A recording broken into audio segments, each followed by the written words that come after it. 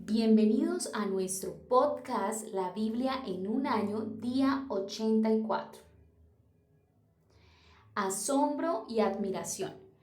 El águila ha aterrizado. El presidente Nixon, mirando a los acontecimientos por televisión, lo describió como uno de los momentos más grandiosos de nuestro tiempo. El Papa recibió las noticias exclamando: "Gloria a Dios en las alturas y paz en la tierra a los hombres de buena voluntad". A las 3:56 am del 20 de julio de 1969, Neil Armstrong bajó las escaleras del Águila y pisó la superficie lunar. Es un pequeño paso para el hombre, pero un paso gigante para la humanidad, dijo al convertirse en el primer hombre en caminar sobre la luna. Gracias a la invención de la televisión, este fue el primero de gran significado histórico visto a lo largo del mundo y dado a conocer tan inmediatamente. El mundo entero contempló con asombro y admiración. Cuando pensamos en el asombro y la admiración de los primeros pasos sobre la luna, tenemos un vistazo de lo que debe haber sentido la gente que vio a Jesús. Otro astronauta que caminó sobre la luna, James Irwin, expresó: "Jesús caminando sobre la tierra es más importante que el hombre caminando sobre la luna". Cuando la gente contemplaba lo que Jesús hacía, la respuesta era de asombro y admiración. Todos quedaron asombrados, estaban llenos de temor. Vamos a leer juntos Salmos 37 del 10 al 20. Pronto los perversos desaparecerán. Por más que los busques, no los encontrarás. Los humildes poseerán la tierra y vivirán en paz y prosperidad. Los malvados conspiran contra los justos, les gruyen de manera desafiante, pero el Señor simplemente se ríe, porque ve que el día de su juicio se acerca. Los perversos sacan sus espadas y ponen cuerdas a sus arcos para matar al pobre y al oprimido, para masacrar a los que hacen lo correcto, pero sus espadas atravesarán su propio corazón y se les quebrarán los arcos. Es mejor ser justo y tener poco que ser malvado y rico, pues la fuerza de los malvados será destrozada, pero el Señor cuida a los justos. Día a día el Señor cuida a los inocentes, y ellos recibirán una herencia que permanece para siempre. No serán avergonzados en tiempos difíciles, tendrán más que suficiente aún en tiempo de hambre, pero los perversos morirán. Los enemigos del Señor son como las flores del campo, desaparecerán como el humo. Amén. Muestra asombro y admiración ante la decisión de Dios. ¿Alguna vez te asombraste y admiraste por la clase de gente que Dios escoge? Mientras que el mundo tiende a impresionarse por las personas ricas y poderosas, no sucede lo mismo con Dios. Pero Dios escogió lo insensato, lo débil, lo más bajo y despreciado y lo que no es nada, para anular lo que es, a fin de que en su presencia nadie pueda jactarse. Eso lo podemos encontrar en 1 Corintios 1, del versículo 27 al 29. Dios escoge a los humildes. Los humildes heredarán la tierra y la disfrutarán de completa paz. Eso lo podemos encontrar en Salmos 37, en el versículo 11, en la versión Dios habla hoy. Ser humilde no significa ser débil, sin carácter ni sumiso. Es la palabra que se usa en referencia a Moisés.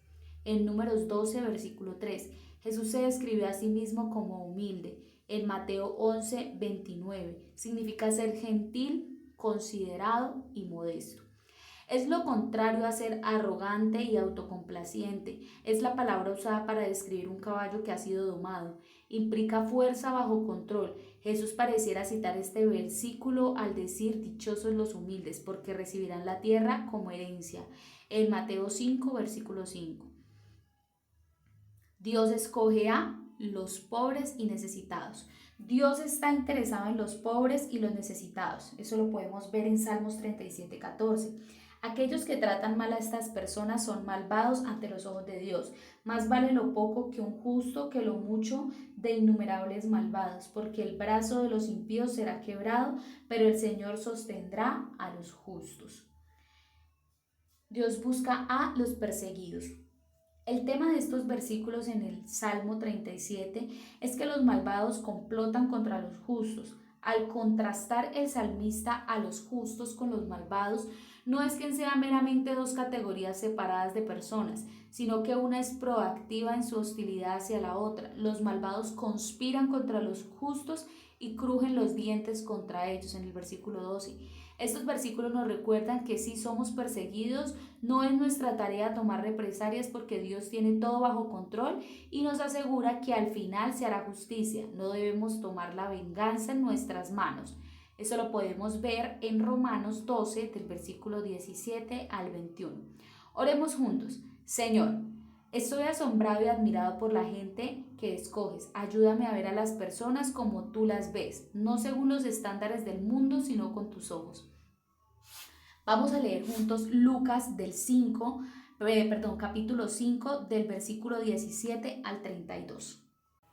Jesús sana a un paralítico. Cierto día, mientras Jesús enseñaba, algunos fariseos y maestros de la ley religiosa estaban sentados cerca.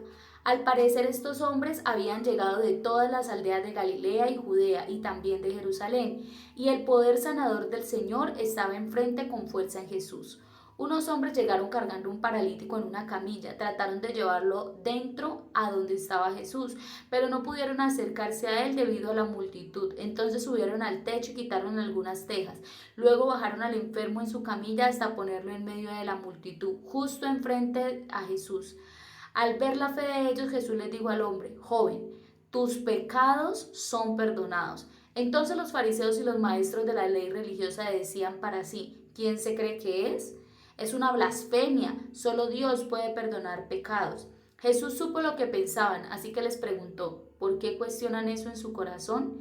¿Qué es más difícil decir: tus pecados te son perdonados, o ponte de pie y camina? Así que les demostraré que el Hijo del Hombre tiene autoridad en la tierra para perdonar pecados. Entonces Jesús miró al paralítico y le dijo: ponte de pie, toma tu camilla y vete a tu casa. Al instante, delante de todos, el hombre se levantó de un salto, tomó su camilla y se fue a su casa alabando a Dios. El asombro se apoderó de todos y quedaron pasmados y alababan a Dios exclamando: hoy hemos visto cosas maravillosas. Jesús llama a Leví, Mateo. Tiempo después de salir de la ciudad, Jesús vio un cobrador de impuestos llamado Leví, sentado en su cabina de cobrador. Sígueme y sé mi discípulo, le dijo Jesús. Entonces Leví se levantó, dejó todo y lo siguió. Más tarde, Leví dio un banquete en su casa con Jesús como invitado de honor. Muchos de los cobradores de impuestos, compañeros de Leví y otros invitados comieron con ellos.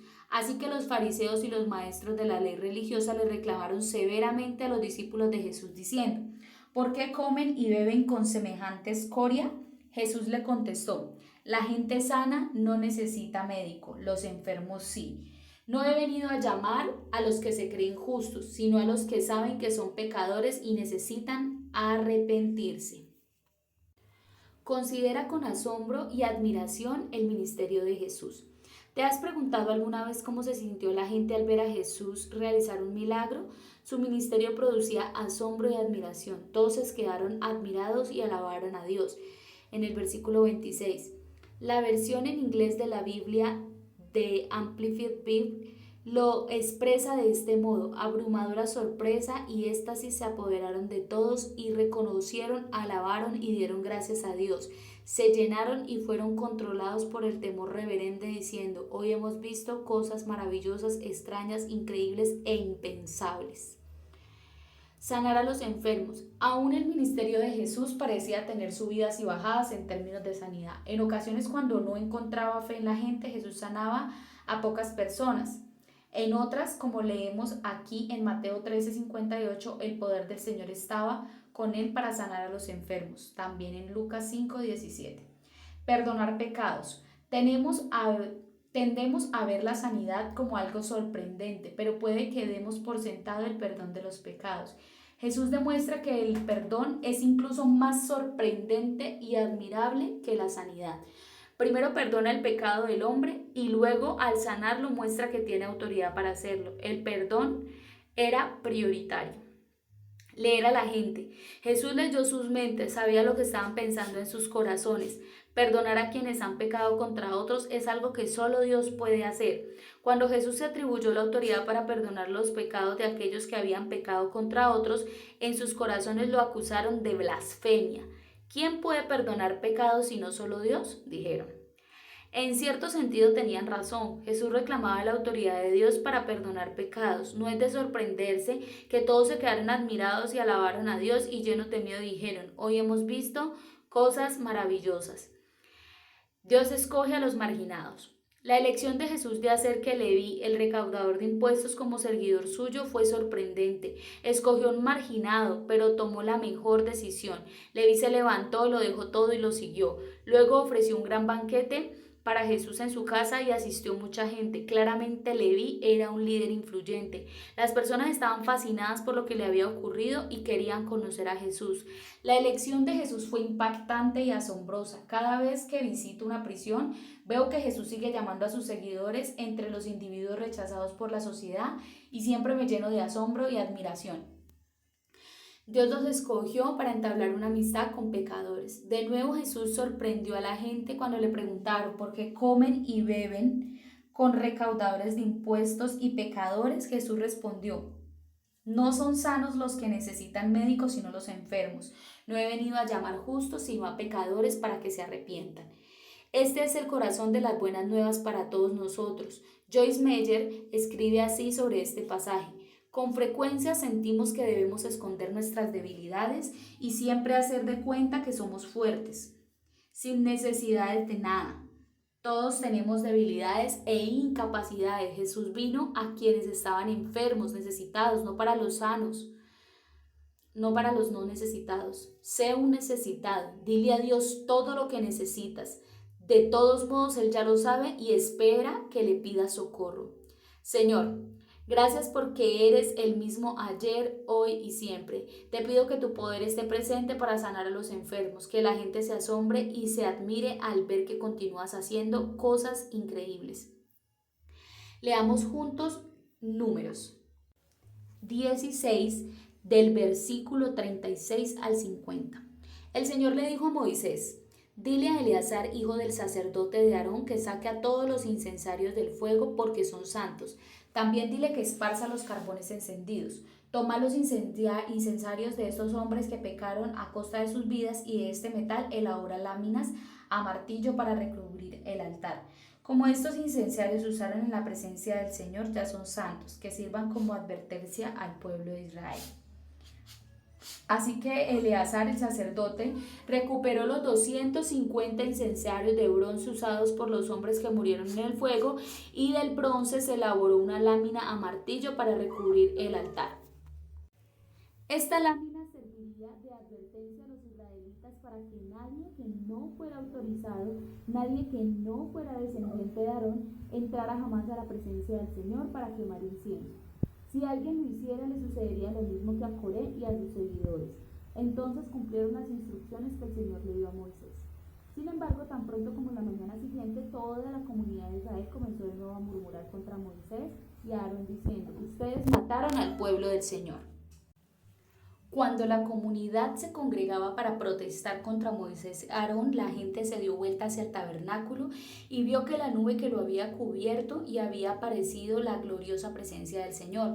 Entonces Moisés y Aarón fueron al frente del tabernáculo y el Señor le dijo a Moisés: aléjate de toda esta gente para que la destruya inmediatamente. Pero Moisés y Aarón cayeron rostro en tierra, y Moisés le dijo a Aarón: rápido, toma tu recipiente para quemar incienso y ponle carbones encendidos al altar. Agrega el incienso y llévale entre el pueblo para purificarlos y hacerlos justos ante el Señor. El enojo del Señor ya arde contra ellos y la plaga ha comenzado. Entonces Aarón hizo como Moisés le dijo y corrió entre el pueblo, y la plaga ya había comenzado a matar gente. Pero Aarón quemó el incienso y purificó al pueblo. Se puso entre los vivos y los muertos y se detuvo la plaga. Aún así, 14.700 personas murieron por esa plaga, además de los que habían muerto por la rebelión de Coré. Entonces, debido a que la plaga se detuvo, Aarón regresó donde estaba Moisés, a la entrada del tabernáculo. Vamos a leer también Números 17. La vara de Aarón brota. Entonces el Señor le dijo a Moisés: dile a los israelitas que te traigan 12 varas de madera, una por cada jefe de las tribus de los antepasados de Israel, y escribe el nombre de cada jefe en su propia vara. Escribe el nombre de Aarón sobre la vara de la tribu de Leví, pues debe haber una vara por cada jefe de tribu patriarcal. Coloca las varas en el tabernáculo delante del arca que contiene las tablas del pacto donde me encuentro contigo. Entonces de la vara del hombre que yo elija saldrán brotes y finalmente pondré fin a esas murmuraciones y a las quejas de este pueblo en contra de ustedes. Así que Moisés dio las instrucciones al pueblo y cada uno de los 12 jefes de las tribus, incluido Aarón, llevó una vara a Moisés. Entonces Moisés colocó las varas delante de la presencia del Señor en el tabernáculo del pacto. Al día siguiente, cuando Moisés entró en el tabernáculo del pacto, encontró que la vara de Aarón, que representaba la tribu de Leví, había retoñado, echado flores, florecido y producido almendras maduras. Después Moisés sacó todas las varas de la presencia del Señor, las mostró al pueblo y a cada hombre, y tomó su propia vara. Entonces el Señor le dijo a Moisés: pon la vara de Aarón permanentemente delante del arca del pacto para que sirva de advertencia a los rebeldes. Esto deberá poner fin a las quejas contra mí y evitará más muertes. Y Moisés hizo lo que el Señor le ordenó. Entonces el pueblo de Israel le dijo a Moisés: estamos perdidos, moriremos, estamos arruinados. Cualquiera que tan siquiera se acerque al tabernáculo del Señor morirá. ¿Acaso estamos todos condenados a morir? Vamos a leer también Números 18. Deberes de los sacerdotes y de los levitas. Luego el Señor le dijo a Aarón: tú y tus hijos y tus parientes y de la casa y de la tribu de Levit serán los responsables de cualquier ofensa relacionada con el santuario, pero solo tú y tus hijos serán los responsables de las fallas relacionadas con el sacerdocio. Trae a tus parientes de la tribu de Leví, tu tribu patriarcal, para que te ayuden a ti y a tus hijos y a realizar los deberes sagrados delante del tabernáculo del pacto. Sin embargo, cuando los levitas realicen los deberes asignados en el tabernáculo, deberán tener cuidado de no acercarse a los objetos sagrados ni al altar. Si lo hacen, tanto tú como ellos morirán. Los levitas te ayudarán con el cumplimiento de sus responsabilidades del cuidado y del mantenimiento del tabernáculo, pero no podrá ayudarte ninguna persona que no esté autorizada. Ustedes realizarán los deberes sagrados dentro del santuario y en el altar. Si siguen estas instrucciones, el enojo del Señor nunca jamás se encenderá contra el pueblo de Israel. Yo mismo escogí a tus hermanos levitas entre los israelitas para que sean tus ayudantes especiales. Ellos son un regalo para ti, dedicados al Señor para servir en el tabernáculo. Pero tú y tus hijos, los sacerdotes, deben llevar a cabo personalmente todos los rituales sacerdotales relacionados con el altar y con todo lo que está detrás de la cortina interior. Yo te doy el sacerdocio como un privilegio de servicio. Cualquier persona que se acerque al santuario sin estar autorizada será ejecutada. Sustento para los sacerdotes y los levitas. El Señor le dio más instrucciones a Aarón: yo mismo te he puesto a cargo de todas las ofrendas sagradas que me trae el pueblo de Israel. A ti y a tus hijos les he dado todas estas ofrendas consagradas como su posesión perpetua. A ti te corresponde la porción de las ofrendas sumamente santas que no se queman en el fuego. Esta porción de todas las ofrendas sumamente santas, las ofrendas del grano, las ofrendas por el pecado y las ofrendas por la culpa, serán sumamente santas y te pertenecen a ti y a tus hijos. Las comerás como una ofrenda sumamente santa. Todo varón puede comer de ella y debe tratarla como sumamente santa. También te pertenecen todas las ofrendas sagradas y las ofrendas especiales que los israelitas me presenten al levantarlas ante el altar. Yo te las he dado a ti y a tus hijos e hijas como porción perpetua. Todo miembro de tu familia que esté ceremonialmente puro podrá comer de todas las ofrendas. También te doy las ofrendas de la cosecha que el pueblo presenta al Señor, lo mejor del aceite de oliva y del vino nuevo y del grano. Todas las primeras cosechas de la tierra que el pueblo presente al Señor te pertenecen. Todo miembro de tu familia que esté ceremonialmente puro podrá comer de estos alimentos. Todo lo que en Israel haya sido consagrado especialmente para el Señor también te pertenece. Todo primer nacido, sea humano o animal, se le ofrece al Señor, será tuyo, pero siempre tendrán que redimir a los primeros hijos varones y a las primeras crías de los animales ceremonialmente puros. Los rescatarán al mes de haber nacido. El precio del rescate es 5 piezas de plata, calculando según el peso del ciclo del santuario, que equivale a 20 ejeras. Sin embargo, no podrán redimir a las primeras crías del ganado, de las ovejas o de las cabras. Estas están consagradas y han sido apartadas para el Señor. Rocía su sangre en el altar y quema su grasa como ofrenda especial de aroma agradable al Señor. Las carnes de estos animales serán tuyas, así como el pecho y el muslo derecho que se presentan al levantarlos como una ofrenda especial ante el altar. Así es, te doy todas esas ofrendas sagradas que el pueblo de Israel lleva al Señor. Son para ti, tus hijos e hijas, para que las coman como su porción perpetua. Este es un pacto eterno e inquebrantable entre tú y el Señor, y también se aplica a tus descendientes. El Señor le dijo a Aarón: ustedes los sacerdotes no recibirán ninguna asignación de tierra ni porción de terreno entre el pueblo de Israel. Yo soy tu porción y tu asignación. En cuanto a la tribu de Leví, tus parientes los recompensaré por tu servicio en el tabernáculo. En lugar de una asignación de tierra les daré los diezmos de toda la tierra de Israel.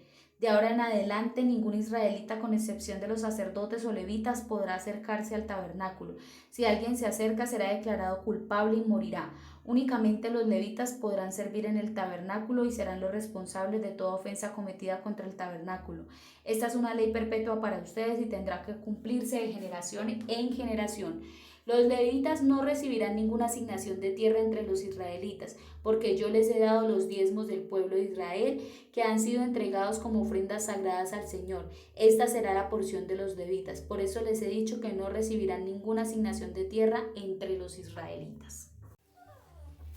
El Señor también le dijo a Moisés: da las siguientes instrucciones a los levitas cuando reciban de los israelitas los diezmos que les he asignado como su porción.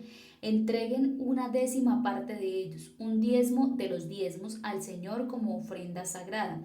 El Señor contará esta ofrenda de ustedes como una ofrenda de cosecha, como si fuera el primer grano de su propio campo de trillar o de vino de su propio lagar.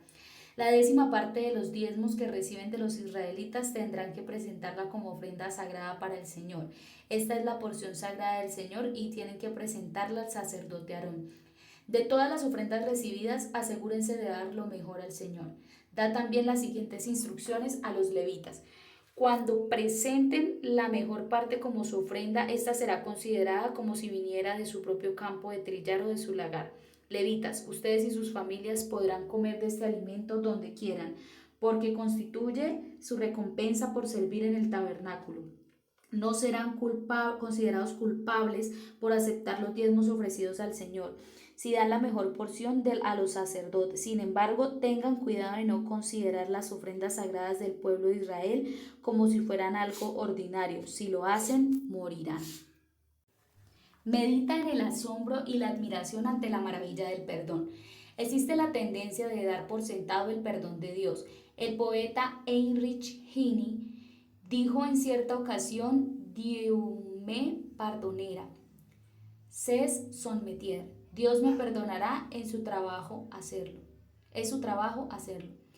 En un sentido, nunca podría ser más lejano a la verdad. El pecado tiene un alto costo. Muchas de las cosas que leemos en el Antiguo Testamento se presentan como terribles en el sentido de que parecen ser atroces.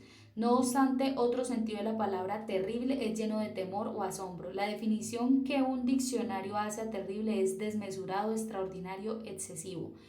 El lenguaje en este pasaje encuentra la gravedad del pecado y su costo y la reacción de Dios. La ira del Señor se ha desbordado.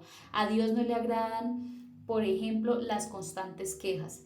El pecado requería expiación, había una necesidad de redención, se necesitaba el derramamiento de sangre.